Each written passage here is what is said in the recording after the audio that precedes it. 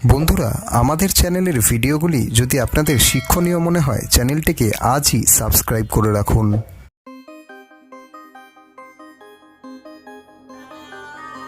সোয়াবিনের চার না জানা উপকারিতা। রোজ কতটা সোয়াবিন খাওয়া যেতে পারে?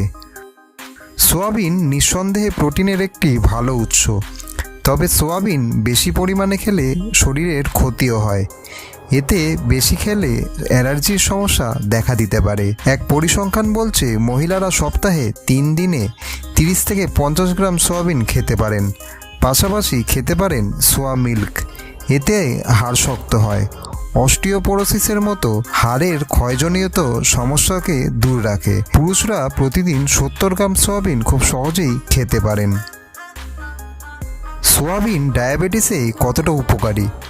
যাদের ডায়াবেটিস রোগ আছে তাদের জন্য সোয়াবিন খুব উপকারী।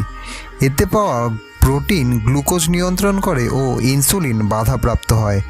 ডাক্তারদের মতে রোজকার খাদ্য তালিকায় মহিলাদের অবশ্যই সোয়াবিনকে রাখতেই হবে, তবে গর্ভাবস্থায় চিকিৎসকদের পরামর্শ নিয়েই সোয়াবিন খাওয়া উচিত।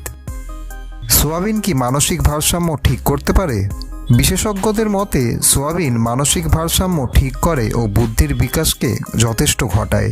সোয়াবিনের গুণাগুণ সম্পর্কে বলতে গেলে শুধুমাত্র সোয়াবিনেরই এত গুণ রয়েছে যে আপনি এটি খেলে protein, calcium, vitamin, iron, phosphorus, copper, magnesium ও জিঙ্কের মতো পুষ্টি পাবেন। এইগুলো যে কোনো মানবদেহের জন্য অপরিহার্য। সোয়াবিন কি অকাল বার্ধক্য রোধ করে? সোয়াবিনের আইসোফ্ল্যাভিন অত্যন্ত জোরালো ফাইটোইস্ট্রোজেন। ত্বক ও চুল উজ্জ্বল ও ঝকঝকে রাখতে এই যৌগ সাহায্য করে। সোয়াবিনে থাকা লেসিথিন রক্তচাপ স্বাভাবিক রেখে হার্ট ও মস্তিষ্ককে স্বাস্থ্যোজ্জ্বল রাখতেও যথেষ্ট সাহায্য করে। এতে অকাল বার্ধক্য থেকেও মুক্তি পাওয়া যায়। বন্ধুরা, আমাদের চ্যানেলের ভিডিওগুলি যদি আপনাদের শিক্ষণীয় মনে হয়, চ্যানেলটিকে আজই সাবস্ক্রাইব করে রাখুন।